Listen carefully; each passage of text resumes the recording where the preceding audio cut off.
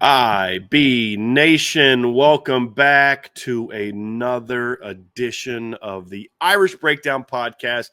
It's Wednesday, and that means we are going to have Trevor our weekly buy sell hold. Now that the playoffs are over, and that the playoffs so jacked up our schedule because they're having games on Fridays and Thursdays and Mondays, and it really made it hard to stick to our normal routine. But we are now in the we are in the off season now, and that means we can get back on our regularly scheduled shows, which means Wednesday is going to be a buy sell hold. Now, what we'll do also is a lot of Wednesdays we will have sort of a topic that we'll discuss beforehand, or maybe a quick rundown of several topics that came up, that there's breaking news or interesting things. We'll kind of do some quick hitters on them, and then we'll dive into the buy sell hold. And we're going to do that today, Trevor, because what we're going to do today is we're going to kind of talk about the Notre Dame and the portal.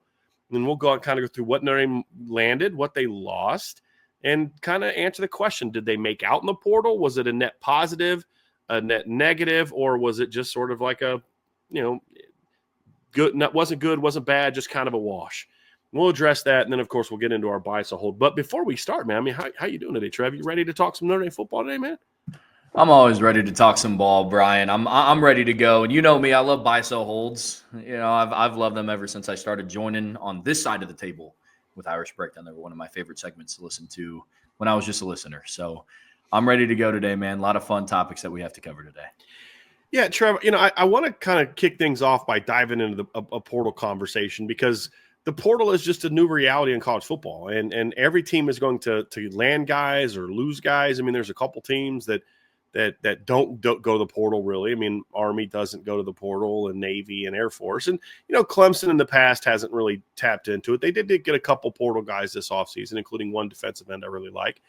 But everybody's going to lose guys to the portal, sometimes by choice, sometimes the school encourages a player to jump into the portal. Sometimes the school doesn't want a guy to leave, and he leaves anyway. And so there's all types of scenarios. And so when you look at what the portal has been for Notre Dame, I think this has become an even more important topic, because if we're being honest, even before the current iteration of the portal happened, transfers have been impactful for Notre Dame the last decade. Even going all the way back to 2015 or was it 2014, when Cody Riggs transferred in from Florida, and he's expected to be the nickel and be part of a really good three-man group with Kavari Russell and Cole Luke. And then all of a sudden Kavari Russell gets suspended for the 2014 season, and all of a sudden Cody Riggs and Cole Luke now got to be the corners. I thought they both played very well. Cody spent some time in the NFL. You look at like Alohi Gilman coming in from Navy, and the impact he had as not only a playmaker at safety. I mean, I'm thinking of the pass breakup in 2018 against Michigan. It was huge. I think of the strip of the Vanderbilt guy at the tight end, Pinckney at the goal line in that game. I mean, he was such a great playmaker, great leader. He's now still playing in the NFL. There's been other guys, Jack Cohn in 2021 coming in as a grad transfer. Notre Dame had some success with those grad transfer type of guys. But now, obviously, with the portal the way that it is, and with the fact that Notre Dame is now working more with the football team to allow non-graduate transfers in, you're obviously seeing a greater impact. And so we're going to kind of talk about the impact that Notre Dame has had on the portal, because, I mean, if we're being honest, if not for the portal, Notre Dame would not have been the team they were the last 3 years. There were holes on it. For all the talk about how great of a situation Marcus Freeman inherited, the reality is there were some significant holes on the roster that needed to be addressed and have been addressed, quarterback, receiver, defensive line, that have been able to be addressed in the portal. And then at times they just kind of say, look, not that we don't have players there, but we think we can upgrade there, so let's go upgrade there. And so the portal overall has been very good for Notre Dame, and they've had some losses in the portal as well. But so far, they haven't really had a lot of losses of like, wow, didn't see that coming. That guy just jumping in for money like we're seeing in other teams. That's eventually going to happen. I'm not saying it's going to be regular, but eventually they're going to have that happen. So far, that hasn't happened. But we're going to talk about it, Trevor, because what we've learned in the last couple of years is the portal is a vital piece to Notre Dame putting together their roster each season. And in each of the last two seasons, Notre Dame is not the team that they were without the portal. Obviously, people say all they want about Sam Hartman. If you think 2023 was bad with Sam Hartman or disappointing, Imagine what it would have looked like if there was no Sam Hartman in 2023. You look at the job that Javonte Jean-Baptiste did last season. You look at the job that Thomas Harper had last season. I mean, there was without a doubt some impact transfers for Notre Dame in the 2023 season. And, again, they're not a 10-3 team, in my opinion, if not for the transfers that they had in 2023. You look at obviously offensively, you look at defensively, I think was even a greater impact in 2023. As we mentioned, Javonte Jean-Baptiste and Thomas Harper, guys like that. You had Chris Smith a couple years ago. So the portal's been important for Notre Dame. And then this past year, of course, it was huge on both sides of the ball. You had none of the receivers were like big time impact guys, but they were needed. And then, of course, Jaden Harrison steps up and has that big kick return against Georgia in the Sugar Bowl. Riley Leonard, obviously, the impact he had. You look at Jordan Clark was probably my biggest portal surprise this offseason. Liked him, but didn't love him. He was way better than I thought he was going to be this season. You look at the role that RJ Open had. Disappointing season, but steps up big in the Georgia game with that big sack. Has that big game-changing moment. And there's been other guys, obviously Mitch Jeter this year, Spencer Schrader the year before, Blake Grupe the year before that. So overall, the portal has been very good to Notre Dame, Trevor, and it's something that this staff is going to have to keep going moving forward.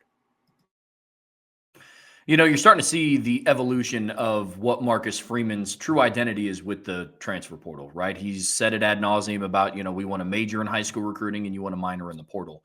And right now they're using it like they should, like most teams should, as a supplemental piece to their team. And they're filling the holes that they need to while they either wait for the development of high school players or younger players on the team to get to where they need to be to make significant contributions to the team, or they're just waiting for some of those holes to be fixed naturally through high school recruiting, right?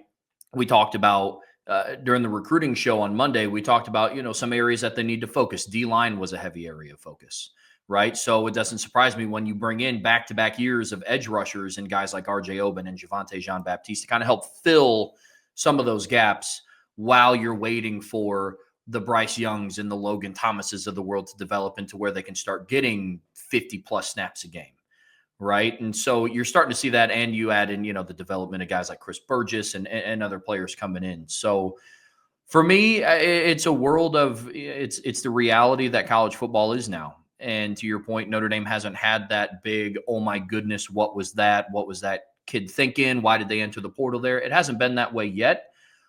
The way that the landscape of college football is kind of trending towards, it'll happen eventually. No team is immune to that happening, right? But as of right now, you go through and you talk about the transfer portal, Bryan, and you talk about what Notre Dame did lose in the portal. So there's a lot of different topics that we're going to cover today, and I'm excited to talk to it before we do get to buy, sell, hold. But you're right. I mean, honestly, I didn't even think about it until you kind of started rattling off all the different transfers over the past decade that have had a significant impact for Notre Dame. I'm writing an article right now just recapping the 2020 class and the 2021 class and the impacts that they had on this team and their overall records. And some of the numbers are awesome. Some of the players are awesome. But you go through and think of some of the names that Notre Dame lost to the transfer portal that were kind of high caliber recruits. So it kind of begs the question, Bryan, what did Notre Dame lose to the transfer portal this year, and how did they fare? So it's going to be an interesting topic of discussion today. No doubt. So let's just go over what Notre Dame lost, and then and we'll kind of discuss, what that kind of means for Notre Dame and where they win, and if there's any issues there. So obviously Notre Dame lost 9 players. 2 of them were guys that were not really part of the team anymore. When you look at Tyson Ford and Aiden Gobira, they'd been put on medical scholarship, so they weren't really part of the team the way that the other 7 were. And then obviously Jaden Mickey, we know about because he left during the season. So those are 3. Since the season was over, we saw 2 wide receivers jump in the portal, and Jaden Thomas and Deion Colsey. And then we saw 4 offensive linemen jump in the portal. And the bigger concern there is not that linemen jumped in the portal. We fully expected some linemen to jump in the portal. The bigger concern is that you lost a combined 56 career starts in the portal. Obviously 23 from Rocco Spindler, 26 from Pat Coogan, and then 7 from Sam Pendleton. I think when I look at the overall, losses, Jaden Mickey leaving was a loss. There's no question. But that was a loss that they suffered in week 4. It was one that they've already dealt with. So it's not an additional loss. When you look at other guys they lost, Gobira, Ford were no longer part of the team. Ty Chan was expected as a guy that was probably going to leave. He's going to UConn. Jaden Mickey went to Cal. Jaden Mickey and Tyson Ford both are transferring to Cal. So that'll be the second year in a row that Cal's getting multiple Notre Dame players to transfer. Last year they got Tobias Merriweather and Aiden Keana, who had a very, very nice season for them, by the way, this year at Cal. And then Aiden Gobira is going to James Madison. And then Sam Pendleton's going to Tennessee, and Ty Chan's going to UConn. Spindler and Coogan have not made decisions yet, but they are zeroing in on decisions. But, Ty Chan leaving is not unexpected. Rocco Spindler and Pat Coogan, losing one of them is not overly surprising. Losing both of them isn't necessarily a big surprise either, Trevor. We talked a lot about on the board. The why is my bigger issue, and whether or not that will create some other issues in the offensive line. Don't really care to rehash that now. I want to talk more about the practical aspect of those losses. When you lose Sam Pendleton, Rocco Spindler, and Pat Coogan, the easy thing to say is just to say, well, they got beat out. Oh, okay. No, they didn't, because two of those guys ended up starting. Well, it's fine that Sam Pendleton's leaving because he got beat out anyway. Yeah, he got beat out by a guy that's leaving also. He didn't get beat out by Billy Schrouth. He got beat out by Rocco Spindler, because when Billy Schrouth returned from injury, Rocco stayed in the lineup. Billy was always going to come back. The question was he going to come back in for Rocco, who he replaced, who replaced him, or would he fill in for Sam Pendleton? So it's easy to just act like, oh, no big deal, they didn't lose anything, but they did, because as we saw this season, let's say hypothetically that Rocco and Pat Coogan were left because they got beat out. Well, they got beat out this fall camp too, but who started a combined 26 games this year for Notre Dame? It was Pat Coogan and Rocco. Why? Because injuries happened, and they stepped up and answered the bell. So I think we'd be in error to act as if this isn't an issue, that you're losing veteran players with a lot of career starts. But I also would say we'd be ill-advised to overstate it as if, oh my gosh, I don't know what Notre Dame is going to do now on the offensive line. So there's sort of a balance in between those. And so when I look at it, Trev, it's you can't tell me that 3 guys that this offensive line coach felt were good enough to start for one reason or another, including a guy in Pat Coogan that your offensive line coach felt was better than Billy Schrouth last year. Different argument for a different day. I thought that was a silly thing. But the reality is you have 3 guys that started 56 career starts. I can't just dismiss that as no big deal for an offensive line when you look at all the injuries that this offensive line has not only dealt with this year, but it wasn't that long ago. They had to get down to their 4th string offensive tackle at one point in time in 2021. Not that long ago. We saw Jarrett Patterson in 2022 start the season off missing the opener against Ohio State, and it took him a couple games to kind of get back on track. So we have seen injuries plague this group before, and you can't just say, well, this guy will be fine, that guy will be fine. Maybe they will, but you're replacing knowns with unknowns, and I think that's where a little bit of the concern would be for me. Yeah, with some of the transfers, you kind of have to live in the gray, right? Because you get into the conversation around calculated attrition versus guys that, were going to come back, you expected to come back, expected to leave. And the biggest thing you're losing is experience, right? And I know it's really easy to say, well, look who's coming up behind them. And the first thought that mind goes into is like, yes, the ceiling is really high, right? But the ceiling is high for a lot of kids that come in and play at Notre Dame. You don't get a full ride scholarship at Notre Dame for just being okay. You know what I'm saying? Well, there are times during the last couple coaches that happened, but that's a different story for a different day. Another story for another day. But you go through and you look at, and albeit the potential is really exciting, right? But Brian, to your point, the injuries that have happened along the offensive line, who do you want stepping in? A redshirt freshman, a true freshman, or 2 guys that played in the national championship in 2024? Now, again, you get into the conversation of, were they going to return? Were they going to come back? They kind of did the whole, well, we're in for the team now. This is our final year of eligibility, whether we like it or not. So I understand that piece of it too. But just dismissing it and saying, well, they'll be fine. Well, you don't take a combined 56 starts for granted. Right. And that's where I'm at, because experience, especially along the offensive line, that's what everybody talks about. You know what I'm saying? Like, that was some of my reservation about Charles Jagasaw. Love Charles Jagasaw. And obviously his performance whenever he did step on the field was eye-opening. What he did at the Sun Bowl, what he did at right guard in the second half against Penn State, what he did in the national championship. But a lot of my concern was, we're talking about a guy that's played 10 quarters of football, and so meaningful quarters. Yeah. Right. So what is that going to look like? Obviously, it ended up panning out well, but we can't just assume that every single person that steps in along the offensive line is going to be Charles Jagsaw and Joe Alt.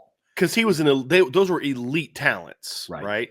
Now, on the counter to that, the opposite side of that is the reason that there's, I think, optimism that they're going to be okay is because there are younger players that are more talented. Yeah. That are going to battle for this position. There's a world in which I see Jagasaw, and I'm not going to just get into the where they're going to play now, but I could see a world where you have a starting lineup of Jagasaw, Knapp, Schrouth, Craig, and Emil Wagner, or potentially a Gerby Lambert, or a Sullivan Absher, or a Will Black, unlikely, but possible.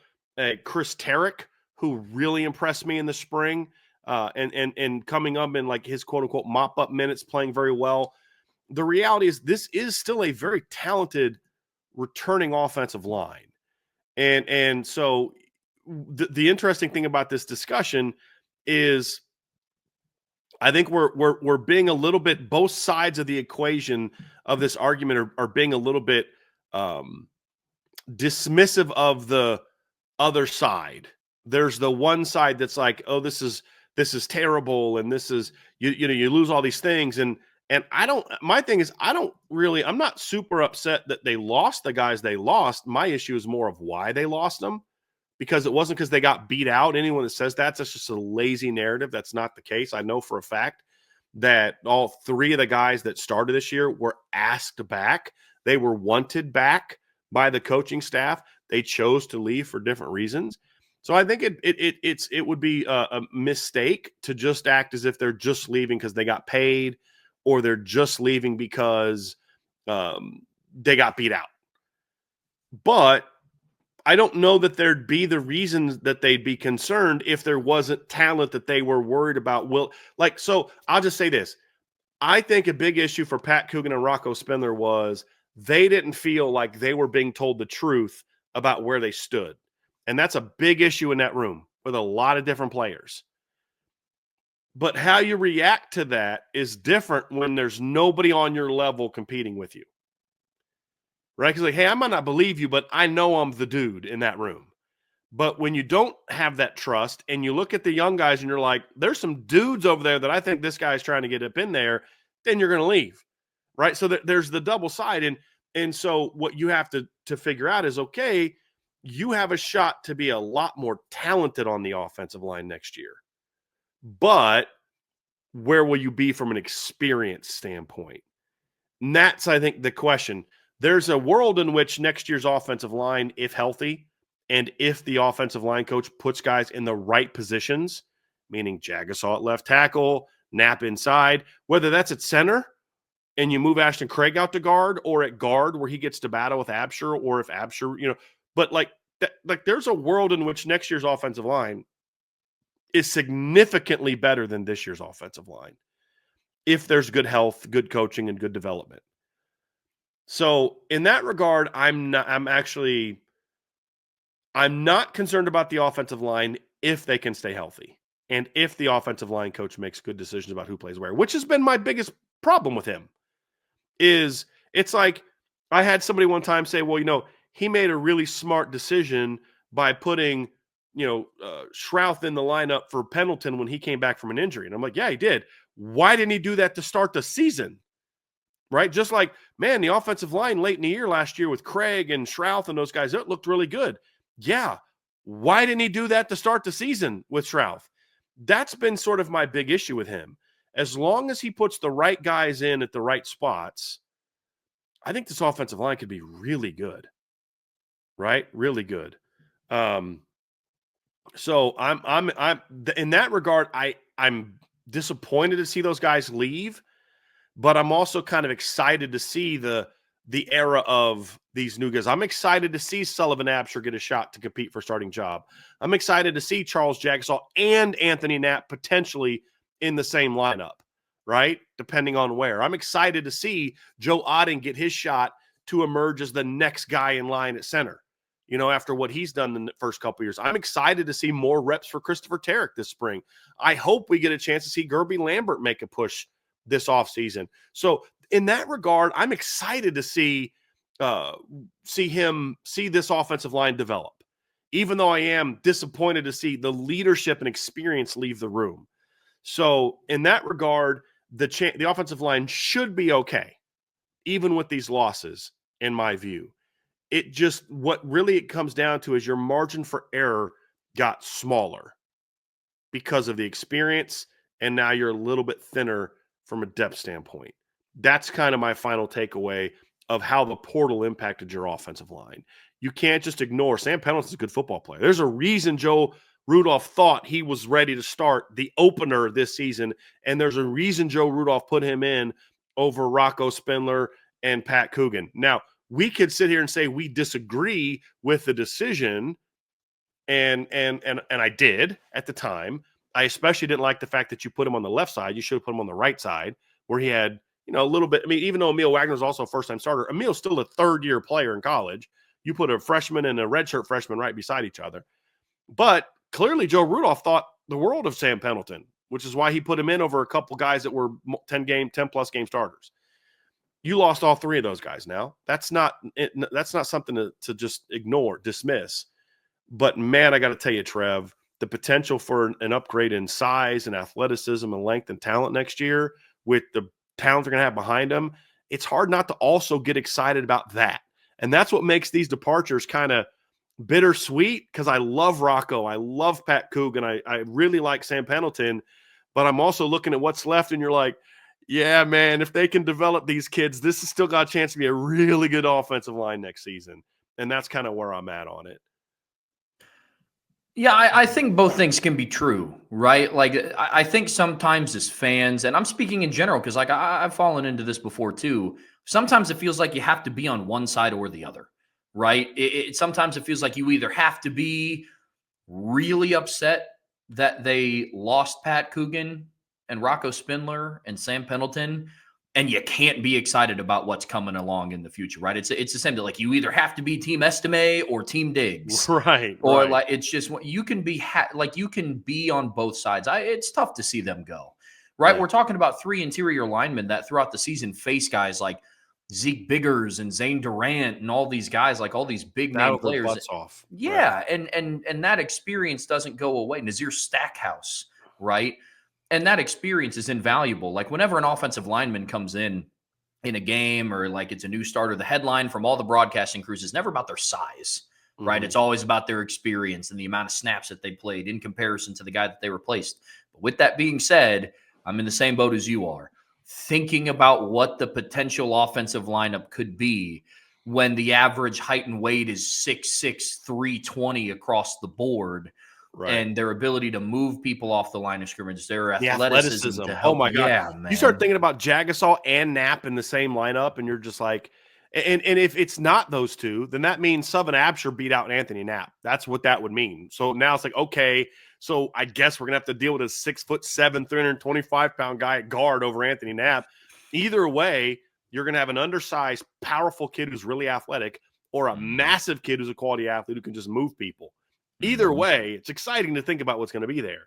And you start thinking about Knapp and Jagasaw in the lineup, and what kind of jump is Gerby going to make? And, is Billy Shrouth, can he stay healthy and finally you start getting kind of excited about it, man. And that's where, a lot of the focus will be is, I think Marcus Green's got to address the reasons why they left. And if anyone thinks that they just left because they were going to get beat out, you're sadly mistaken. And this has been an issue for 2 years now. But at the same time, your O-line, and as long as the development is there and good real battles happen and all that kind of stuff, you start thinking about what this line could be. And I think they should be okay there and potential to be even better. But as I said, I think Stephen Immel in the chat kind of said it perfectly, kind of summing up what we're saying. He says, sounds as though the portal O-line changes are one where the reward of an improved line is significant, but the risk of loss of leadership cannot be ignored. And I think Stephen got the exact perfect takeaway from what we're talking about. And there you go. So receiver-wise, they lost Jaden Thomas and Deion Colsey.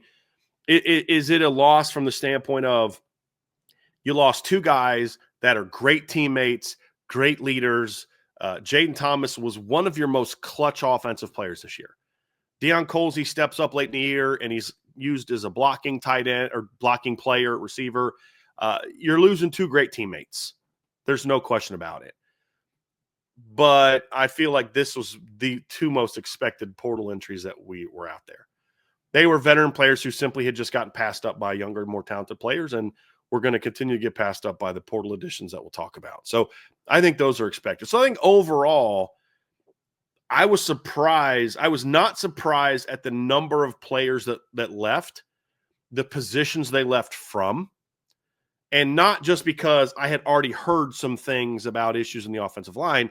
If it wasn't going to be those four, I still expected 4 to leave. So I think numbers-wise there, that is expected 2 receivers left. I think the biggest takeaway for me from the departures is the lack of departures.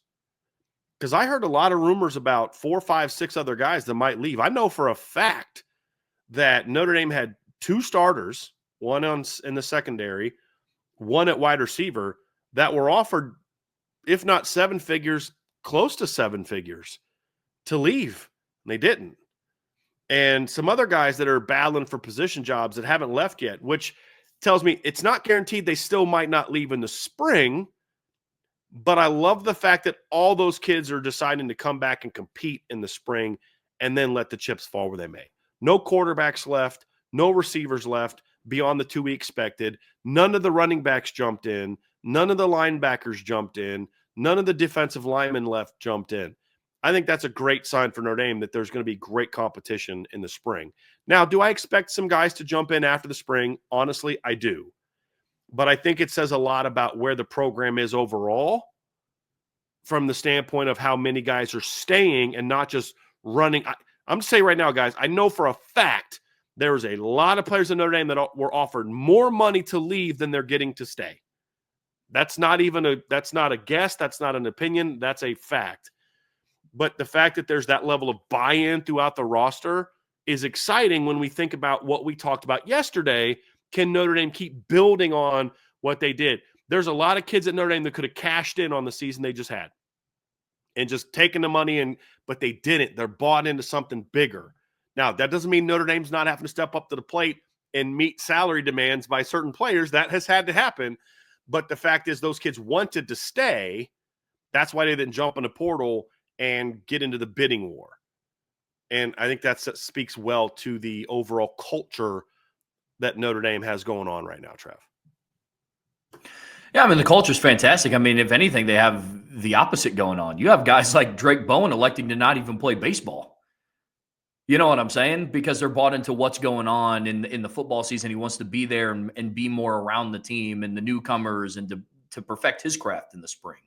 Right. So even teams within the same university, Notre Dame athletes are like, hey, I'm kind of sticking with the football team on this one. So it leaves a lot of room for promise. I'll say this when you look at the overall the portal, and I'm talking strictly from an analytical standpoint. When you go through and outside of 1, potentially 2 of the offensive linemen, when we talk about expectations for 2025 and we talk about the outlook of this team, a lot of the guys that entered the portal were not major parts of those conversations, if that makes sense. And I'm talking strictly from an analytical standpoint here. all great kids. And I would like in a perfect world, they all stay at Notre Dame, right? But like some of them didn't have reasons to stay. Like Deion Colsey, Jaden Thomas, they got their degrees. And Marcus Kimmer got two. they were great teammates for 4 years. 100%.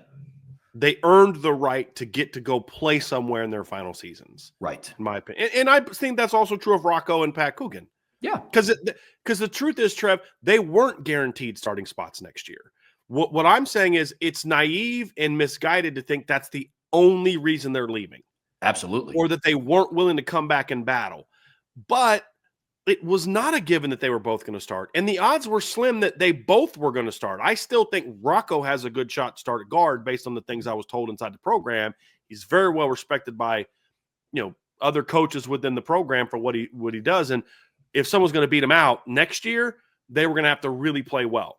How he was going to be viewed next year is differently than how he was viewed this year. And that's not coming from parents and all this other kind of stuff. That's coming from other people inside the program. But at the same time, like you're saying, you got one more crack at this. Can I take a chance of me getting beat out by a younger player? Yes, you're telling me this, but I don't know that I can believe that. And I only have one more crack at this. And to your point, Trev, I love that you said that all those kids kind of earned the right to kind of say, I served this program well.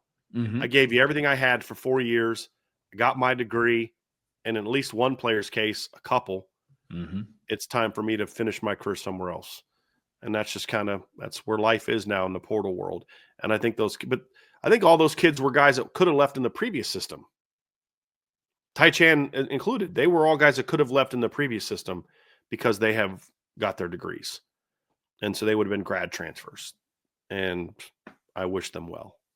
I wish them all well.